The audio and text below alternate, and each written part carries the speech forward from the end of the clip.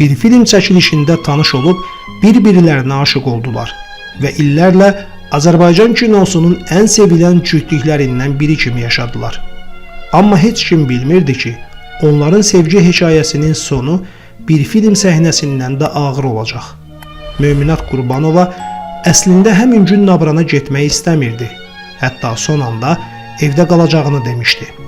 Lakin bir detal hər şeyi dəyişdi və o qərar onu geri dönüşü olmayan bir yola apardı.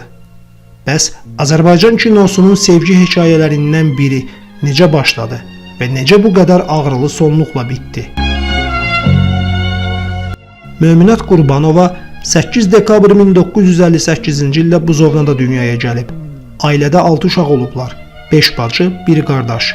Ailənin son beşiyi olduğundan Möminat hamıdan ərköyün və çılğın uşağı idi.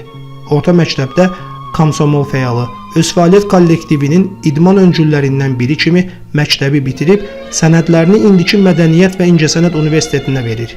7 oğul istərən filminə baxan gündən aktris olacağını qət edir. Filmdə baş qəhrəmanlardan birini canlandıran Cəlalın şəklini otağının divarından asır. Obrazı canlandıran aktyor Ənvər Həsənov haqqında mətbuatda yazılan məqalələri, fotoşəkilləri bir qovluqda yığıb saxlayır.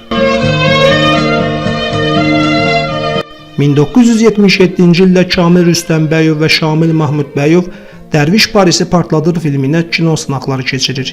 Möminat eşidir ki, filmdə Şahbəz bəy roluna Ənvər Həsənov çəkiləcək. Filmin sınaq çəkilişlərində iştirak etmək üçün kinostudiyaya gəlir. Heç özü də bilmir ki, hansı rolun sınaq çəkilişində iştirak edəcək. Sadəcə rejissorun gözünə görünmək istəyir. Sınağa gələn tələbə qızlar arasında Möminat Qurbanova Kamil Rüstəmbəyovun nəzərini cəlb edir. O, Ənvəri də çağırıb deyir ki, bax gör, bundan sənə şərəfnisə olar? Ənvər də, elə olar deyə yarı zarafat cavab verir. Sınaq çəkilişlərindən Möminat qalib çıxır. Şərəfnisə roluna təsdiq olunur. Mən sənə inanmıram. Axı mən sənə hamısını danışmışam. Onların münasibətləri elə bu filmlə başlayır. Filmin çəkilişləri başa çatan kimi cütlük nişanlanır. Möminat 1978-ci ildə institutu bitirib Ənvərlə ailə həyatı qurur. Azad təyinat alır. Onların Aytan adlı qızları dünyaya gəlir. İkinci uşağın doğulması Möminatın həyatı üçün təhlükəli olduğundan Ənvər Həsənov buna razı olmur. Oğul olacaq.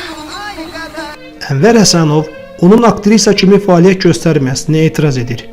O xatirələrində deyirdi: "İstəyirdim işdən evə qayıdanda yuvamı isti, Möminatı uşaqla, mətbəxlə məşğul olan görüm. Düzü biraz da qısqanırdım. O mənim şərəfnisəm olmuşdu.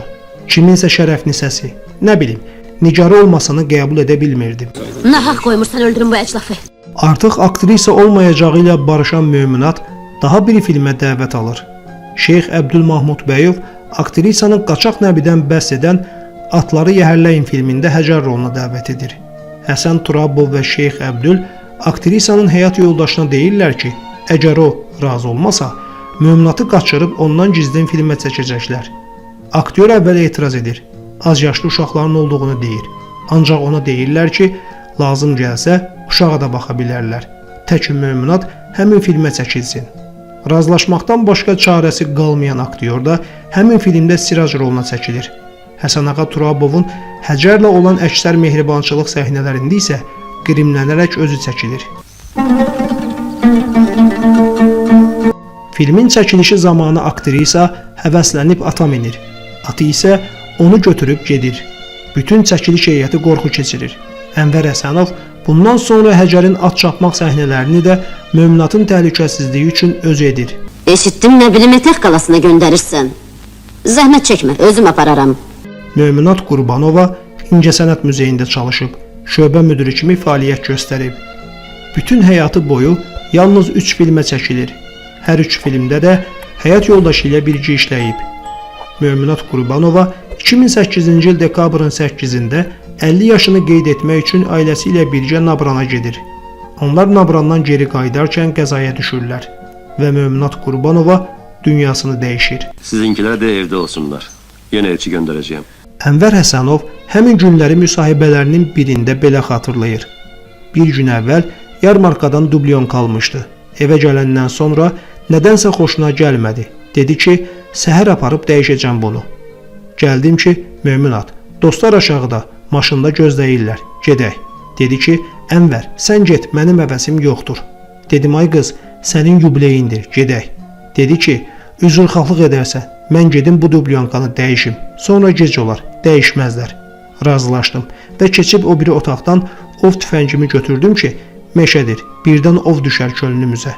Möminat əlimdə tüfəngi görən kimi qalxdı ki, mən də gedirəm. Kaş götürməyəydim o tüfəngi. O, tüfəngi atmaq həvəskarı idi. Dedi ki, sən gedib mənsiz ov edəcəksən, mən də gedirəm. Getdik. Qaydanda maşını dostumuz sürürdü. Birdən dedi ki, Ənvər, yuxu məni basır, gəl biraz da sən sür. Oturdum sükanın arxasına. Möminat məndən arxada oturmuşdu. Dostum qabaqda, onun xanımı da ondan arxada. Çox yavaş sürürdüm. Sonra ekspert də müəyyən etdi ki, o sürətlə yer buz olsa da maşın aşa bilməzdi. Arxa təkərin altına daş düşüb ki, belə aşıb. Qarşıdan bir it keçdi. Sükanı qəflətən döndərməli oldum. Heç necə oldu bilmirəm. Yığa bilmədim. Çırpıldıq ağaca. Maşının arxa qapısı Möminat tərəf çırpılmışdı. Heç ağzını açıb bir kəlmə deyə bilmədi.